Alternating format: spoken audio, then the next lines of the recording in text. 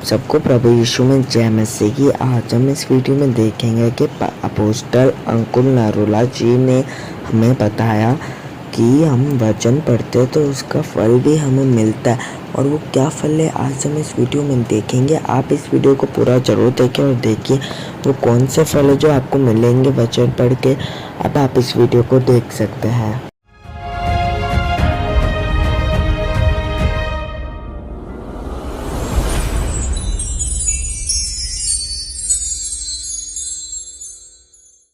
स्वागत है यीशु मसीह की प्रेजेंस में।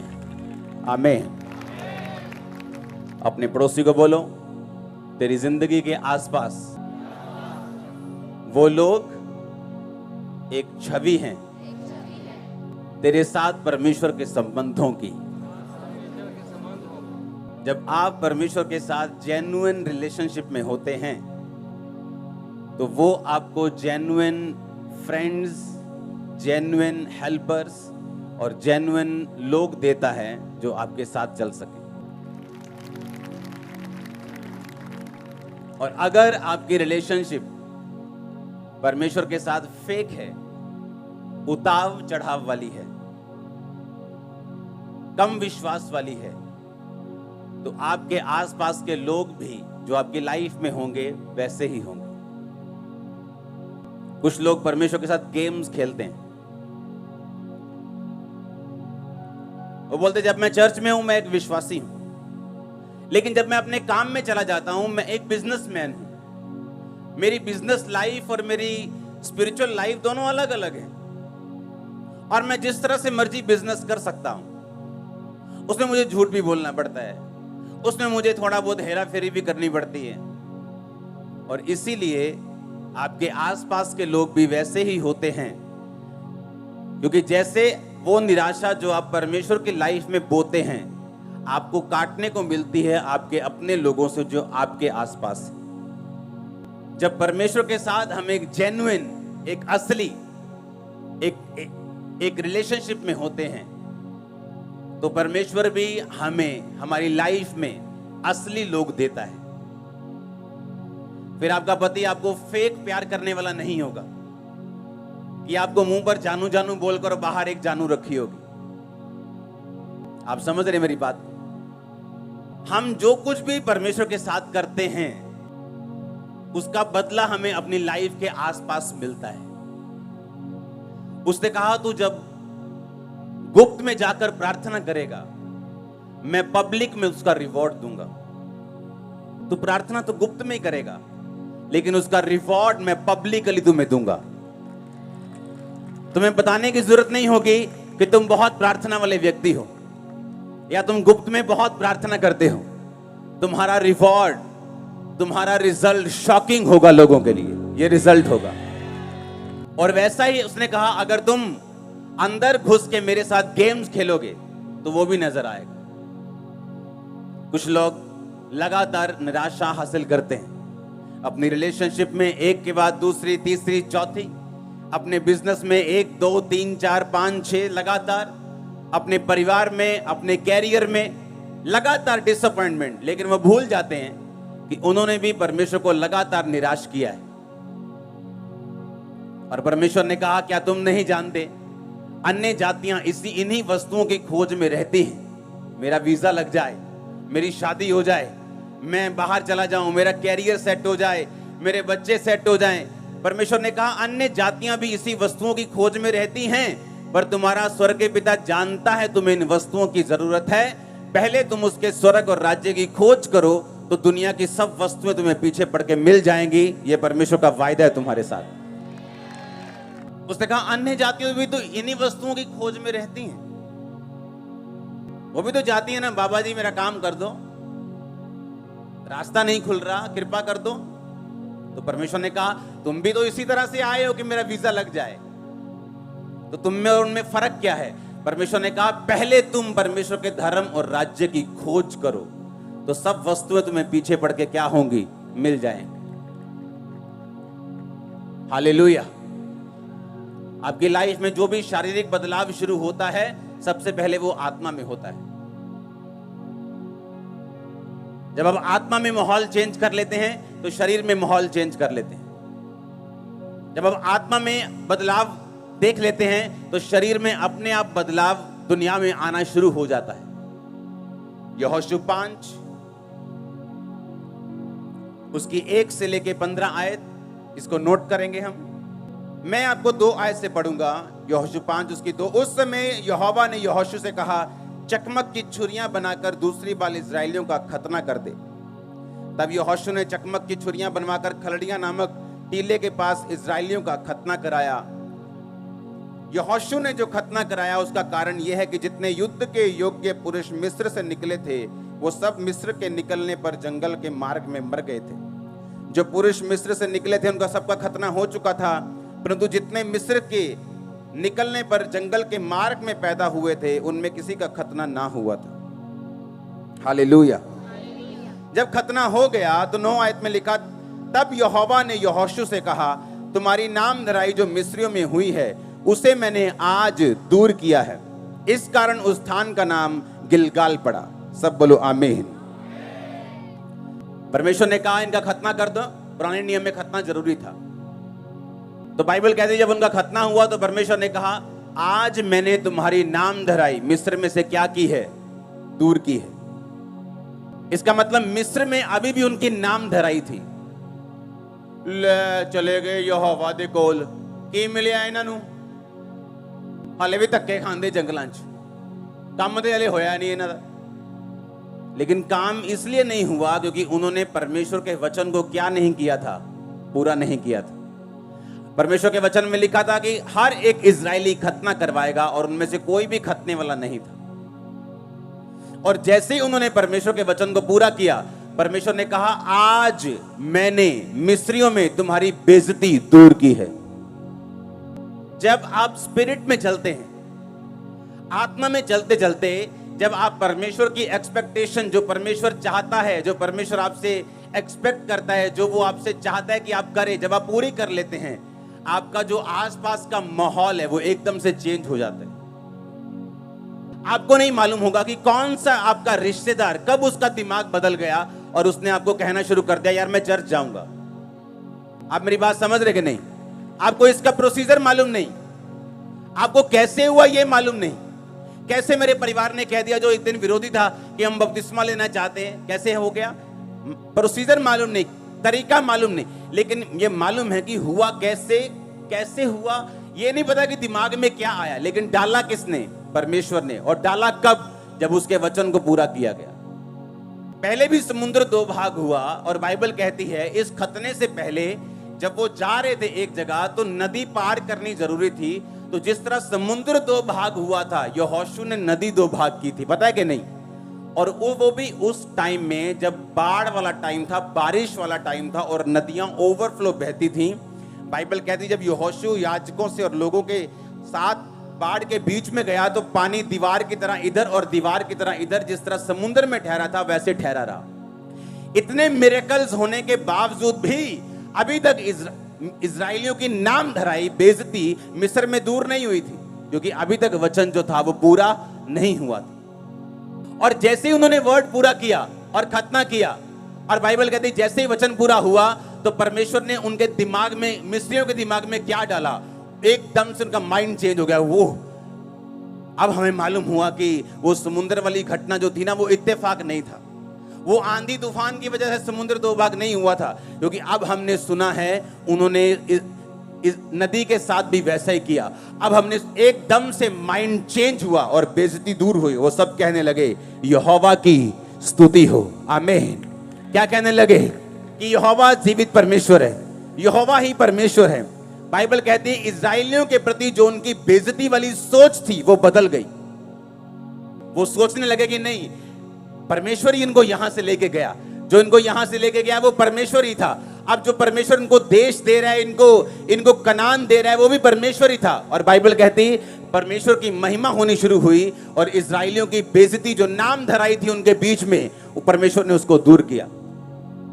आप जैसे ही परमेश्वर में आते हैं, आप परमेश्वर के वचन को पूरा करना शुरू करते हैं, आप परमेश्वर की एक्सपेक्टेशन को पूरा करना शुरू करते हैं, जो लोग आपकी निंदा करने वाले होते हैं, जो लोग आपको पीछे खींचने वाले होते हैं, एक दिन खुद मानने लगते हैं कि तुम सही जगह पे थे, तुम परमेश्वर की संतान हो, हमें भी लेके जाओ, हम भी जाना चाहते हैं। Hallelujah, hallelujah.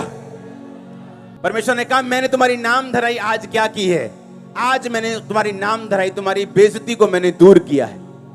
उसके वचन को मानने का फल बड़ा है, बहुत बड़ा है। वो आपकी फाइट को खत्म कर देगा जो आपके घर में चल रही है। सरेंडर कर देंगे आपके एनिमीज, सरेंडर कर देगी वो बीमारी, सरेंडर कर देगा वो तूफान, वो फाइनेंशियल ट्रबल, वो कर्जा, वो बच्चों के नशे वाली आत्मा। हालेलुया। आपको परमेश्वर के साथ चलना है, आपको परमेश्वर के साथ बढ़ना है। आपको उसके साथ गेम्स नहीं खेलनी, आपको उसके साथ फेक रिलेशनशिप नहीं रखनी। आपकी बिजनेस लाइफ और आपकी स्पिरिचुअल लाइफ दोनों अलग अलग नहीं है, ये एक ही है। आमीन। आप अलग अलग रोल नहीं निभा सकते, चर्च के अंदर और चर्च के बाहर और, फिर आपकी रिलेशनशिप परमेश्वर के साथ सही नहीं। आप हेल्प मांग सकते हैं होली स्पिरिट से कि पवित्र आत्मा मुझे हेल्प कर, मुझे मदद कर कि मैं ये स्पिरिचुअल लाइफ और अपने कैरियर, अपने बिजनेस और अपनी आउटसाइड लाइफ में एक बैलेंस बना सकूं। आमीन। और यही तुम्हारी फाइट है। इसलिए बाइबल कहती है हर एक व्यक्ति अपना बोझ स्वयं उठाए। जो बैलेंस बनाना है वो मैंने आपका नहीं बनाना, वो आपने खुद स्टैंड लेना है। आमीन। मैंने आपको गाइड करना है, आपके लिए प्रेयर करनी, आपके लिए प्रोफेटिक वर्ड्स देने हैं, आपको लेके चलना है, लेकिन उसके बाद अपना बोझ आपने स्वयं उठाना है।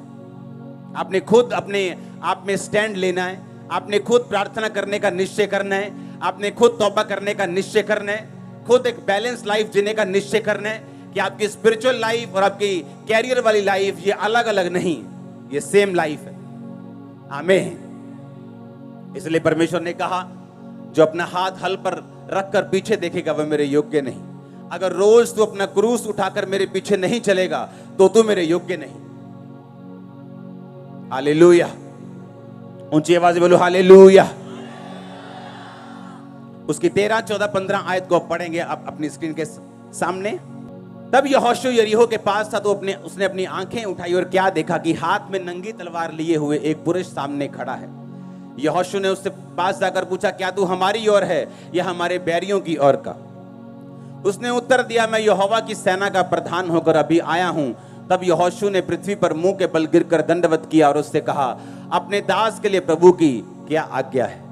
आमीन। जैसे ही उन्होंने खतना किया, बाइबल कहती परमेश्वर ने एक स्वर्गदूत को भेजा जो उनकी सेना का स्वर्गदूतों का प्रधान होकर वहां पे गया और उसने कहा तू कौन है, तू कहां से आया है, क्या तू मेरे विरुद्ध है या मेरी ओर है? उसने कहा मैं परमेश्वर की ओर से आया हूं और मैं तेरी ओर से लड़ूंगा, मैं तेरी ओर हूं। इसका मतलब जब वचन पूरा होता है डिवाइन हेल्पर्स आपकी हेल्प करते हैं, एंजल्स की सुरक्षा आपके साथ होती। आप मेरी बात समझ रहे कि नहीं? वो प्रोटेक्शन आपके साथ होती। अपने पड़ोसी को बोलो प्रभु के साथ सही रीति के साथ चल तो सब अच्छा होगा। आमीन। उसने हमें एक मैनुअल दिया, एक बुक दी है, एक बाइबल दी है, एक वचन दिया है जिसके अनुसार अगर हम चलें तो परमेश्वर ने कहा सारी चीजें अपने आप फिट बैठेंगी तेरी लाइफ में। मैं सभी तेरे परिवार को, तेरी फैमिली को, तेरे फाइनेंस को, तेरी सेहत को, हर एक चीज को फिट कर दूंगा जहां वो फिट होनी चाहिए अगर तू मेरे धर्म और राज्य की खोज करेगा तो। आमीन। इस लाइफ में अगर कोई सफर कर रहा है, संघर्ष कर रहा है तो वो परमेश्वर की ओर से नहीं है। समझ आई कि नहीं? लाइफ इज ए स्ट्रगल, ये सबसे बड़ा क्या है? झूठ है। Life is not a struggle. आपने अपने बच्चों को स्ट्रगल करने के लिए पैदा नहीं किया। आपने ये प्लान नहीं किया कि चलो पहला बच्चा करते ताकि ये सदा फाइनेंशियल मुश्किल में रहे, दूसरा बच्चा चलो सदा ये बीमार रहे, चलो तीसरा बच्चा करते हैं सदा इसमें मुसीबतें रहे, सदा जेल में रहे। ऐसा होता है कभी? ऐसा कोई नहीं सोचता। अगर आप नहीं सोचते, परमेश्वर ने कहा तेरी और मेरी सोच में जमीन और आसमान का फर्क है। अगर तू अपने बाल बच्चों को अच्छी वस्तुएं दे सकता है बुरा होकर भी, तो मैं अपने बाल बच्चों को अच्छी वस्तुएं क्यों ना दूंगा? अगर तू रोटी मांगने पर सांप नहीं देता तो मैं अपने बच्चों को अच्छी वस्तुएं मांगने वालों को क्यों नहीं दूंगा? Life is not a struggle, ये झूठ है। लाइफ स्ट्रगल तब है जब हम अपने पिता से, अपने परमेश्वर से डिस्कनेक्टेड हैं। हमें नहीं पता कि जीवित परमेश्वर कौन है, इसीलिए life is a struggle. Life struggle नहीं है, नहीं तो हालेलुया। लाइफ स्ट्रगल नहीं है, इसलिए परमेश्वर ने आपको बाइबल दी है। अगर आप यहोशू 6 पढ़ें तो उसमें लिखा, परमेश्वर ने कहा, यहोशू ये सामने यरीहो की दीवार है, और आजकल की दीवारों की तरह वो 13 इंच या 4 इंच या 9 इंच या 18 इंच की नहीं थी, फुटों में थी। इतनी बड़ी मोटी दीवार थी कि उसके ऊपर घर पड़ जाते थे। समझ आ रही कि नहीं?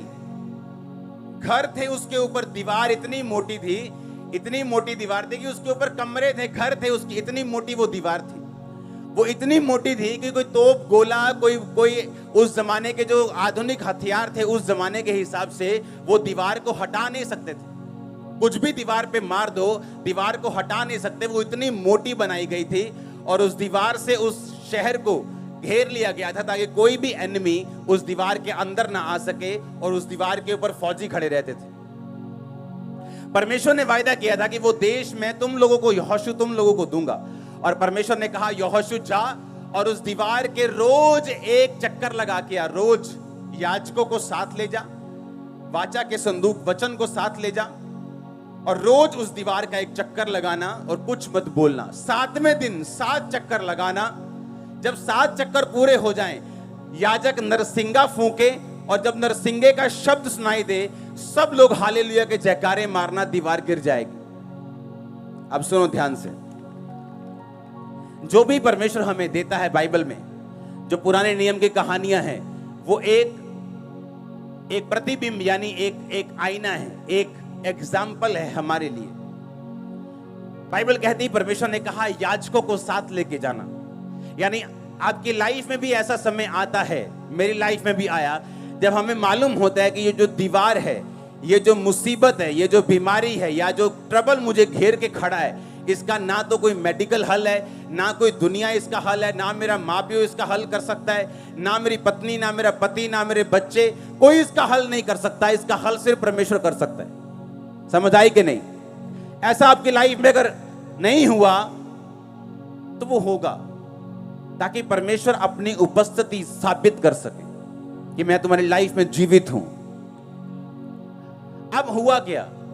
बाइबल कहती, जैसे ही वो जा रहे थे, उन्होंने 7 चक्कर लगाए।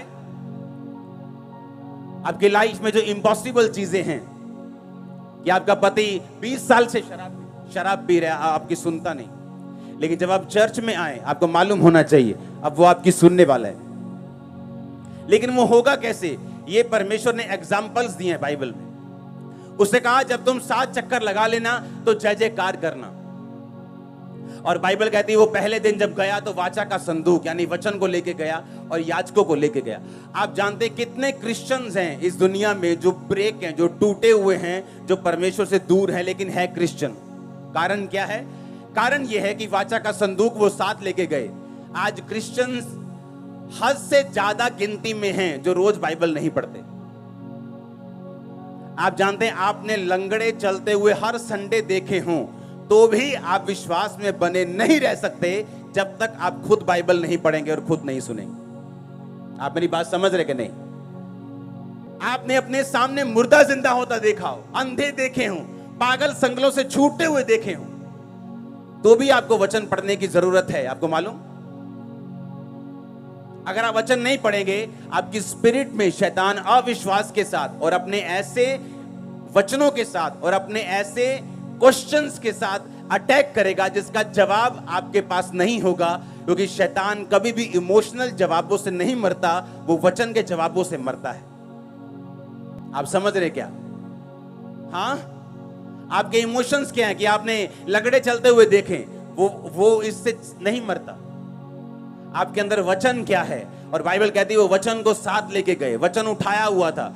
दूसरा, याजकों के साथ। आज कितने क्रिश्चियंस हैं जिनके साथ जो अच्छी चर्चों से संबंध रखते हैं? कितने क्रिश्चियंस ऐसे हैं जिनके साथ ऐसे याजक हैं जो परमेश्वर के करीब हों? फिर वो कहते हैं वो दीवार क्यों नहीं गिरी? फिर वो कहते हैं हमारी लाइफ में जो इम्पॉसिबल काम है वो पूरा क्यों नहीं हुआ? परमेश्वर कहाँ है? अरे परमेश्वर तो वही है जहां वो था। परमेश्वर तो तब भी था जब यरीहो की दीवार नहीं गिरी थी, वो तब भी था जब गिरी थी। अब बात यह है कि परमेश्वर की हुक्मों को, उसकी आज्ञाओं को उसके जो हुक्म हैं उन्होंने माना कि नहीं माना। और परमेश्वर का हुक्म था, अगर तुम इम्पॉसिबल दीवार को गिरते हुए देखना चाहते हो तो याजकों को लेके जाओ, याजकों को सुरक्षित रखो और याजकों को के साथ जो वाचा का संदूक है वो हो, और उसके बाद नरसिंगे हो, वर्शिप हो, और उसके साथ तुम चलते जाना। आज कितने लोग ऐसे हैं जो अच्छी संगतियों से संबंध रखते हैं। लोगों को लगता है जो घर के पास है वहां चले जाओ, पैसा बचा लो। किराया बहुत लगता है चर्च जाने में, तो पैसा बचाते हैं। पैसा तो बचा लिया, पर दीवार वहीं की वहीं खड़ी। उस दीवार के पीछे कितने करोड़ों बैठे, कितनी ब्लेसिंग्स बैठी, वो नजर नहीं आई, लेकिन वो किराया नजर आया जो चर्च जाने में लगता है। वो नजर नहीं आया जो उसके पीछे श्राप है वो टूटेगा, वो नजर नहीं आया जो उसके पीछे कितने बंधन है वो टूटेंगे, वो शैतान जो जाएगा, वो बीमारियां जो जाएंगी, वो श्राप जो घरों से, नशे के जो चीजों के खत्म होंगे, वो नजर नहीं आया। और बाइबल कहती है वो याजकों को लेके चले, वाचा का संदूक जिसमें परमेश्वर के हाथ के लिखे हुए वचन थे वो लेके चले। और उन्होंने जब वर्शिप की 7वें दिन 7 बार चक्कर मार के, हालेलुया, परमेश्वर ने कहा 7वें दिन तुम 7 बार चक्कर, एक शहर के जब तुम 7 चक्कर लगा लोगे तुम्हारी हालत क्या हो जाएगी। अगर कोई आज का लीडर वहां होता ना, कहता ऐ करो तू ही पता, तू ही मारो पहला नारे, ਤੁਹਾਡਾ शरीर भी उदों ਐਨ चुस्ती च होना है। ਆਪਾਂ ਪਰੌਂਠੇ ਪਰੌਂਠੇ ਖਾ ਕੇ ਚੱਲਦੇ ਆ, ਪਹਿਲਾਂ ਨਾਰੇ ਮਾਰ ਲਾਂਗੇ ਤੇ ਬਾਅਦ ਚ ਘੁੰਮ ਲਾਂਗੇ। हाँ, परमेश्वर ने क्या कहा? परमेश्वर ने कहा पहले तुम चक्कर लगाओगे 7। हाय 7 चक्कर, लेडीज भी हैं उसमें, बच्चे भी हैं उसमें, बुजुर्ग भी हैं उसमें। कई बार परमेश्वर जो करने के लिए बोलता है ना वो सेंसलेस लगता है। ऐसा लगता है कि परमेश्वर निर्दयी है, ऐसा लगता है कि परमेश्वर को आज का मालूम नहीं आज क्या चल रहा है दुनिया में। अरे छोटा सा बच्चा है, चर्च में गर्मी बहुत होगी, अरे आज बारिश बहुत है, आज गर्मी बहुत है। आज जब वो शारीरिक रूप में थक गए, परमेश्वर ने कहा अब मारो जय जयकार के नारे। सुनो, समझ आई कि नहीं? और हमें थोड़ी सी गर्मी से डर लगता है चर्च में बैठने में। हालेलुया। इसीलिए आत्मिक चीजों में हम लोग पीछे, जबकि हमें आगे होना चाहिए। अब आगे जा रहे हो, आगे जा रहे हो, परिवार समेत आगे जा रहे हो, फाइनेंस समेत आगे जा रहे हो, सेहत समेत आगे जा रहे हो। यीशु मसीह के नाम में आमीन हो जाए, बरकत तुम्हारी है चर्च। उन्होंने कहा जब तुम 7 चक्कर लगा लोगे तो नारे मारेंगे। बच्चे भी होंगे, बुजुर्ग भी होंगे, लेडीज भी होंगी, जेंट्स भी होंगे, बड़े भी होंगे, छोटे भी होंगे। 7 चक्कर लगाने के बाद शहर के अब हम जय जयकार के नारे लगाएंगे। और जब तुम जय जयकार के नारे लगाओगे, हालेलुया बोलोगे, तो उसने कहा दीवार गिर जाएगी। और जब दीवार गिरी, अगर लोग इस साइड थे कि अंदर वाले ये ना सोचे कोई स्पेशल केमिकल लेके आए और दीवार इधर गिरी, जबकि दीवार किधर गिरी? इधर वाली साइड, जैसे किसी ने उनकी ओर से धक्का मारा हो। हालेलुया। और जब दीवार गिरी, परमेश्वर कहता अब चढ़ जाओ और जो कुछ तुम्हारे सामने है ले लो, मैं तुम्हें तुम्हारे हाथ में करता हूं सारा कुछ। हालेलुया। वो तुम्हारे हाथ में करने वाला, बीमारियों को हाथ में करने वाला, उन श्रापों को तुम तोड़ दोगे खुद अपने हाथों से, पैरों से। उसके पहले के सारे इंस्ट्रक्शंस आपको माननी होगी। आमीन। आपको एक वर्शिपर बनना होगा। सुबह निकले घर से, अगर लेट निकले तो किराया कम तो नहीं लगा, उतना ही लगा ना, ज्यादा ही लगा होगा 10 रुपए, कि ऑटो वालों ने पता कि काका घंटा रह गया हूं तो 15 लगणगे। हाँ, उतना ही किराया लगा, उतना ही एफर्ट लगा, तो क्यों नहीं टाइम पर आए हम? 1 घंटा भी हम वर्शिप मिस क्यों करें? आधा घंटा भी वर्शिप मिस क्यों करें? लेकिन ये स्पिरिचुअल नॉलेज, ये आत्मिक नॉलेज, ये आत्मिक सेंस सब लोगों को नहीं है। इसलिए सारे लोग यहोशू के जैसे नहीं हैं, सारे दाऊद के जैसे नहीं हैं, सारे शमूएल के जैसे नहीं। ये नहीं कि परमेश्वर ने आपको दाऊद की तरह नहीं चुना या आपको पतरस की तरह नहीं चुना, उसने सब कुछ चुना है काम बड़े करने के लिए। लेकिन आपका रिस्पॉन्स कैसा है आत्मिक चीजों के लिए, ये मायने रखता है। हम सुबह टाइम से नहीं निकले। वो बर्तन जो सुबह 7 बजे धोने चाहिए वो हम 9 बजे धो रहे हैं, ये हमारी गलती है। जो काम हम सुबह कर सकते आलस की वजह से नहीं किया, और चर्च में 1 घंटा लेट है। 10 बजे वर्शिप शुरू होती, हम कोई 11 बजे आ रहे हैं, कोई 11:45 आ रहे हैं, कोई 10:30 आ रहे हैं, क्योंकि हम स्पिरिचुअली इतना एक्टिव नहीं है कामों के लिए। अगर आप यहां आए हैं तो मैं सुबह 5 बजे का मान लो आपको देख रहा हूं, मैं रात को अपने प्रेयर रूम में हूं। अगर मैंने क्रूसेड पे जाना है तो कई दिनों तक मैं प्रेयर रूम में हूं। मुझे मीटिंग मिस करनी पड़े कोई बात नहीं, लेकिन मैं प्रेयर में हूं। आत्मिक चीजों का एक मकसद है। हालेलुया। और जब रिजल्ट आता है फिर आपको नजर आता है, अच्छा देखो कितना अच्छा रिजल्ट आया। हालेलुया। लेकिन उस रिजल्ट के लिए आपको कुछ प्राइस, कुछ मूल्य आपको अदा करना होता है, जो हम अदा करने के लिए तैयार हैं या नहीं। हालेलुया। अब वो लोग जिनकी लाइफ में वचन है, वो लोग जिनकी लाइफ में वर्शिप है, वो लोग जिनकी लाइफ में अच्छी संगति है, वो लोग मार नहीं खा सकते। अच्छी संगति उनको संभाल के रखती है। जो वचन वो खुद पढ़ते हैं उनको संभाल के रखते हैं। जो वर्शिप वो खुद करते हैं वो उनके बंधनों को तोड़ती है। आमीन। और इसीलिए परमेश्वर ने हमें वचन दिया, पुराना नियम दिया, नया नियम दिया। हम उन वचनों को स्टोरीज की तरह, जैसे अन्य जातियां पढ़ती हैं अपने पुरानी स्टोरीज की तरह, जिनसे, लेकिन ये स्टोरीज नहीं है, ये जीवित वर्ड है। ये सिखाता है कि उस समय ऐसे हुआ था, अगर तुम पैटर्न फॉलो करोगे तो तुम्हारे साथ भी वैसा हो सकता है, तुम भी ब्लेस हो सकते हो, तुम्हारी भी जो कंडीशन है वो सुधर सकती है। इम्पॉसिबल पॉसिबल हो सकता है, वो हो सकता है। 100% मैंने देखा है। हालेलुया। ऐसा पॉसिबल है अगर हम लगातार उस पैटर्न को, उस वचन को फॉलो करें परमेश्वर के साथ। और जब हम फॉलो करते हैं वो हमारे आसपास का माहौल चेंज करता है, नाम धराइयों को वो दूर करता है, रियल हेल्पर्स को लेके आता है, रियल लोगों को लेके आता है। अगर हमारे रिलेशनशिप प्रभु के साथ फेक है तो लोग भी फेक आएंगे हमारी लाइफ में। आप चर्च में आएंगे और ऐसे पूरा ऐसे आग से भरे हुए, लेकिन बाहर एक गर्लफ्रेंड रखी हुई, आपकी रिलेशनशिप फेक है। और जैसे आप फेक हैं प्रभु के साथ, परमेश्वर भी आपके साथ फेक होगा। उसने कहा मैं तुम्हें कभी ना छोड़ूंगा, कभी ना त्यागूंगा, और मैं तुझे धोखा नहीं दूंगा। इसका मतलब परमेश्वर धोखा देता है। जब तुम उसको धोखा देते हो वो तुमको डबल धोखा देता है। उसने कहा मैं तुम्हें कभी धोखा नहीं दूंगा, क्योंकि तुमने मुझे धोखा नहीं दिया तो मैं भी तुम्हें धोखा नहीं दूंगा। तुम मेरे साथ वफादार रहे हो, मैं भी तुम्हारे साथ वफादार रहूंगा। तुमने मुझे नहीं छोड़ा, मैं तुम्हें नहीं छोड़ूंगा और नहीं त्यागूंगा। जो तुम मुझे दोगे मैं 100 गुना करके तुम्हें वापस करूंगा। सुलेमान ने भवन बनाया, परमेश्वर ने भवन से अच्छा घर उसे दिया। तुम उसको हरा नहीं सकते। अगर धोखा दोगे तो वो बड़ा देगा, पैसा दोगे तो वो बड़ा देगा। तुम जो भी उसको दोगे वो तुम्हें वापस करेगा। हालेलुया। अपने पड़ोसी को बोलो ध्यान से चल।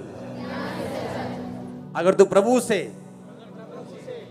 उसकी वाचा से वफादारी के साथ चलेगा तो परमेश्वर भी तेरे आसपास को तेरे साथ वफादार करेगा। उस मैदान के, जिस मैदान में तू चलेगा उसके पत्थर तक तुझसे वफादार रहेंगे।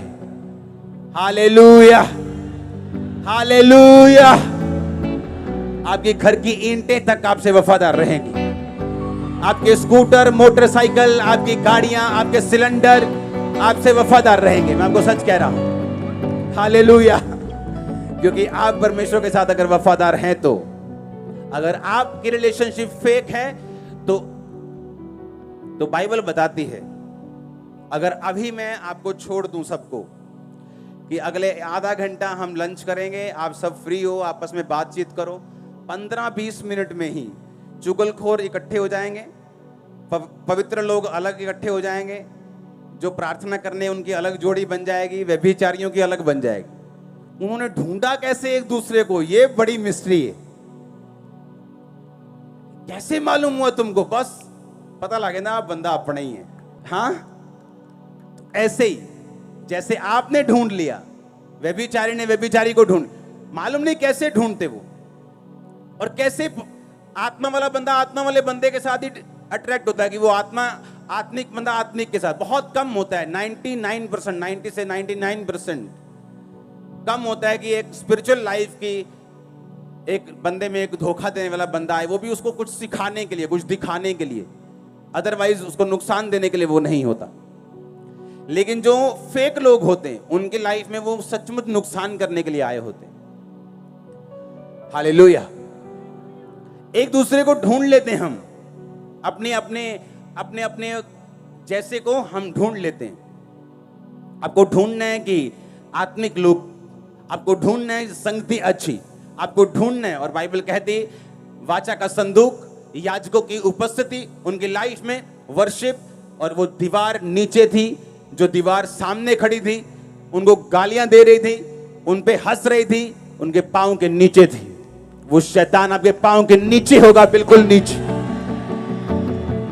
नीचे होगा। मैंने कहा पांव के बिल्कुल नीचे। हालेलुया। आपको विश्वास करना है और परमेश्वर के साथ चलना है। आमीन। जो परमेश्वर ने हुक्म दिए हैं उन्हें बिना तोड़े, बिना बहाना बनाए आपको पूरा करना है।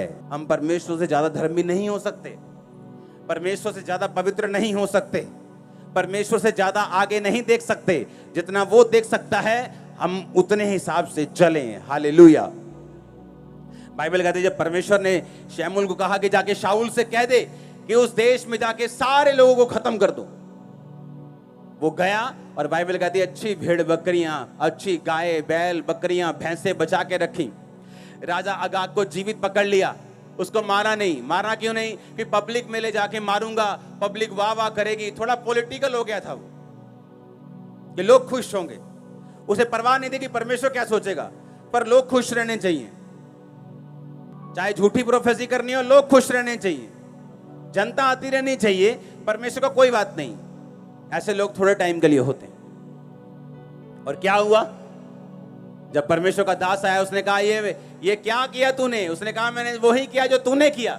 उसने कहा जो मैंने कहा वो अगर तूने किया होता तो ये गायों का भैं भैं, ये मेमयानों का मैं ये मुझे सुनाई नहीं देता।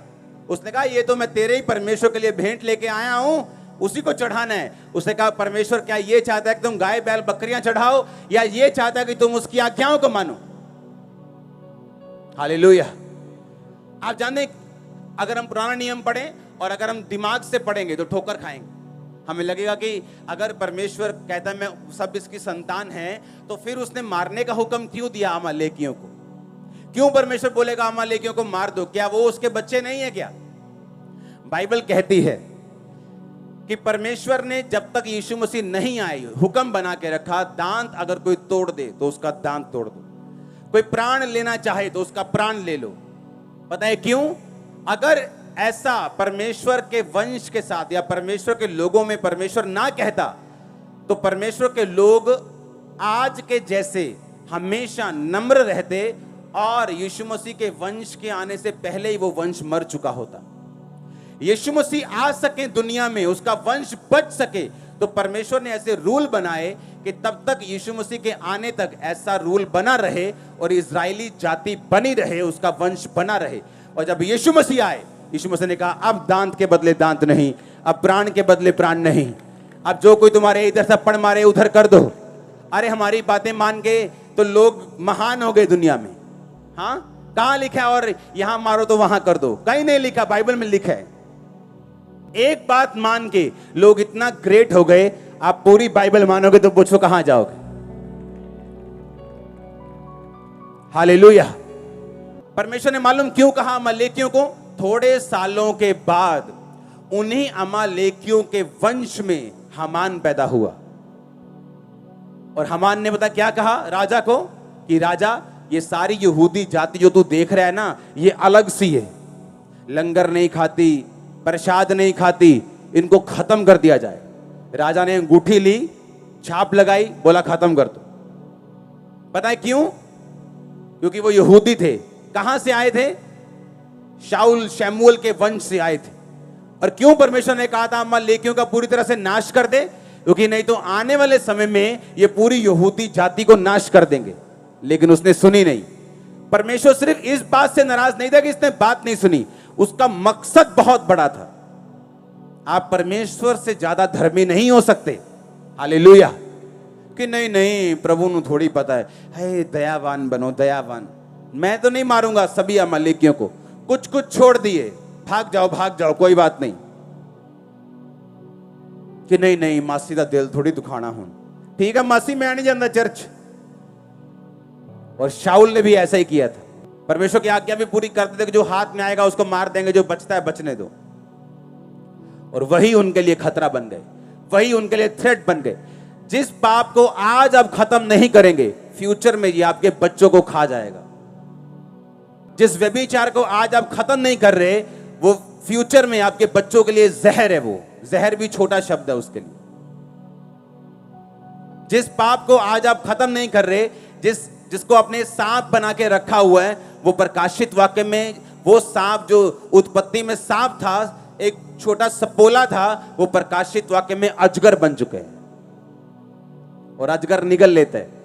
लोग तब नहीं सुधरते जब वो पाप करते हैं और कहते कोई बात नहीं, लेकिन जब वो अजगर बन के पूरे परिवार को निगल लेता है तब रोते हैं। तब रोने का फायदा नहीं, अब हो गया जो होना था। हम प्रभु से ज्यादा धर्मी नहीं। अगर वो कहते हैं कि अगर तेरी दाहिनी आंख ठोकर मारती है तो फेंक दे उसको, फेंक दे कुछ देर के लिए रिश्तेदारों को, फेंक दे कई बार कुछ देर के लिए अपने कैरियर को, अगर वो तेरी आत्मिक जिंदगी के सामने आता है, क्योंकि तू सब कुछ फेंक कर भी स्वर्ग राज्य में प्रवेश कर जाएगा। और जो तू फेंकेगा मैं इस दुनिया पर 100 गुना वापस भी तुझे करूंगा, ताई माने पर करूंगा। आमीन। ताई माने के ऊपर। पतरस ने कहा प्रभु हम सब कुछ छोड़कर तेरे पीछे हो गए, हमें क्या मिलेगा? परमेश्वर ने कहा एक भी ऐसा नहीं ना होगा आने वाले समय में जिसने मेरे लिए कुछ छोड़ा हो और 100 गुना ना पाए। खेत छोड़े 100 गुना, पैसा छोड़ा 100 गुना, घर छोड़ा 100 गुना, और साथ में अनंत जीवन भी। इस दुनिया की बरकतें भी तुम पाओगे 100 गुना और अनंत जीवन भी पाओगे 100 गुना। तुमने प्रभु के लिए इज्जत को छोड़ दिया, लोगों ने तुम्हारी बेइज्जती की, परमेश्वर ने कहा मैं 100 गुना 1000 गुना इज्जत वापस करूंगा तुम्हें, इसी दुनिया पर करूंगा और स्वर्ग में अनंत जीवन भी तुम्हें दूंगा। Hallelujah, hallelujah, hallelujah. अब फैसला आपने करना है कि परमेश्वर के साथ वफादार रहना है, गुड रिलेशनशिप बना के रहना है, कि फेक रिलेशनशिप रख के अपने आसपास के लोगों को भी वैसा देखना है जैसा आप परमेश्वर के साथ हैं। क्योंकि आपके आसपास की जिंदगी एक छवि है, प्रतिबिंब है, एक मिरर है जो आपने परमेश्वर के साथ किया है। Hallelujah, hallelujah. अब आपने देखना है आपने क्या करना है, चॉइस आपके हाथों में। आपको आपका पास्टर आपके घर में देखने नहीं आने वाला, आपने कितनी शराब पी, आपने कितनी ब्लू फिल्म देखी, वो नहीं देखेगा, लेकिन परमेश्वर देखेगा, उसी के हिसाब से हमें बदला देगा। आज जो पाप सांप की तरह है, कल वो अजगर की तरह है। आज वो आपको खत्म कर रहा है, कल वो परिवारों को खत्म करेगा। आपने फैसला करना है क्या करना है। हालेलुया। वो हमें फैसला करना है हमें क्या करना है। अपने पाप को पालकर अजगर बनाना है उसको, या उसको आज ही उसकी सीरी कुचल देनी, उसका सिर कुचल देना है। आमीन। और आगे बढ़ना है परमेश्वर के साथ। जब उन्होंने वचन को पूरा किया, जब खत्म किया, तो परमेश्वर ने मनों को बदलना शुरू कर दिया, विरोधियों के मनों को बदलना। मन, परमेश्वर ही मन बदल सकता है, आप नहीं बदल सकते। आप कुछ भी दिखा सकते हैं लेकिन मन नहीं बदल सकते। लेकिन मन बदलने वाला परमेश्वर है। जैसे उन्होंने प्रभु के वचनों को पूरा किया, परमेश्वर ने विरोधियों के मन बदलने शुरू कर दिए। परमेश्वर ने कहा आज मैंने तुम्हारी नाम धराई, तुम्हारी बेइज्जती को आज मैंने दूर किया है, जब तूने वचनों को माना है। सडनली रियलाइज होगा आपके लोगों को कि नहीं, वो जगह सही है, यीशु मसीह सही। एकदम से आपके हस्बैंड को, आपकी वाइफ को, आपके नशे करने वाले बच्चों को एकदम से रियलाइज होगा, एकदम से मालूम दिमाग में कुछ आएगा कि नहीं, मुझे परमेश्वर के साथ चलना है। तू बच, तेरा घराना बचाया जाएगा, तू बच, तेरा घराना बचाया जाएगा। जब तू मेरे धर्म और राज्य की खोज करेगा तो सब वस्तुएं तुझे पीछे पड़ के मिलेंगी। हासिल करोगे आप सब चीजों को, ए से लेके जेड तक यीशु मसीह के नाम में। मैंने कहा ए से लेके जेड तक यीशु मसीह के सामर्थ्य नाम में। उसने कहा मैं अल्फा, मैं ओमेगा, मैं आखिरी, मैं अंत, मैं शुरू हूं। मैं आप सब चीजों को हासिल करने पाएंगे जो परमेश्वर ने आपके लिए रखी हैं। शैतान के कामों का नाश होगा आपकी लाइफ से, उसके कामों का नाश होगा आपके फाइनेंस से। आमीन हो जाए बरकत आपकी है चर्च। Hallelujah, hallelujah. अपने पड़ोसी को बोल वफादार रहे, इसमें तेरा फायदा है। आमीन। फिर से बोलो, पड़ोसी से वफादार रहे, इसमें तेरा क्या है?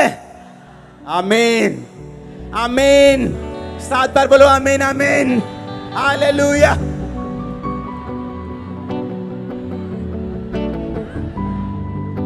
आमीन। समझ आ रहा है वचन? हाँ, कैसे परमेश्वर काम करता है।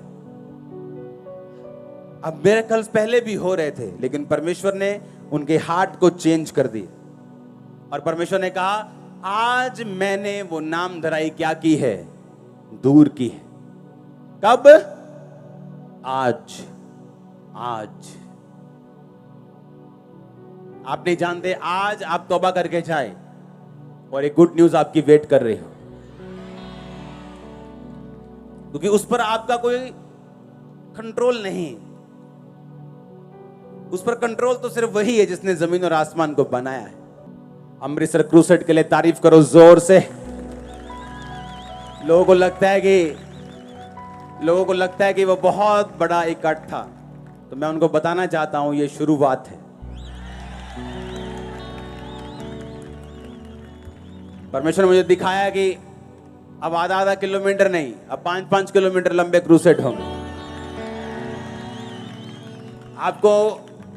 आपको ऐसा लगेगा कि आप आधे फगवाड़े तक गाड़ी पार्क करके आए हो, चलते जा रहे हो। एक क्रूसेड कब खत्म होगा?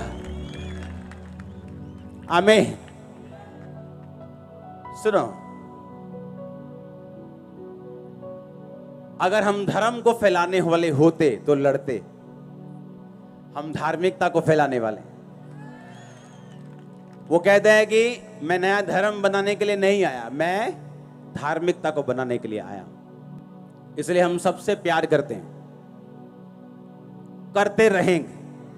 हमें कोई मतलब नहीं कोई क्या कहते हैं, हम करते थे और करते रहेंगे। अपना काम करते थे और वो भी करते रहेंगे। हालेलुया। अपने हाथों को उठाओ। सुनो मेरी बात, अगर हम वचन के सगे नहीं, कोई दुनिया में आपका सगा नहीं हो सकता। मैं आपको लिख के देता हूं। आप हमेशा खाली, ठगे हुए महसूस करेंगे। जैसे किसी ने चोरी कर ली, आपको लगेगा कोई आपका अपना नहीं, जब तक आप वचन के साथ पूरा संबंध नहीं बना लेंगे। क्यों? आपको बनाया ही ऐसे गया है, आपको ऐसे किया गया है।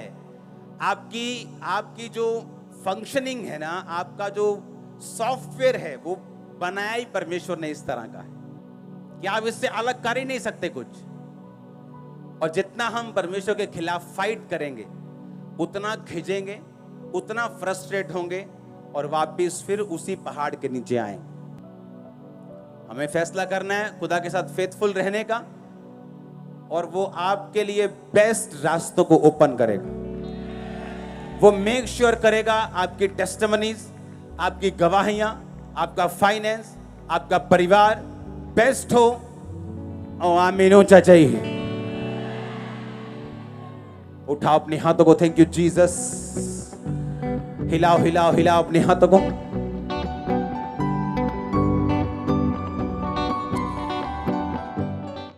हमारे YouTube चैनल को सब्सक्राइब करें ताकि आप परमेश्वर के गहरे वेदों को जान सकें कि कैसे आप परमेश्वर में बढ़ सकते हैं, कैसे आप दुष्ट आत्माओं से, नशों से, बीमारियों से और वंशों के श्रापों से आजाद हो सकते हैं।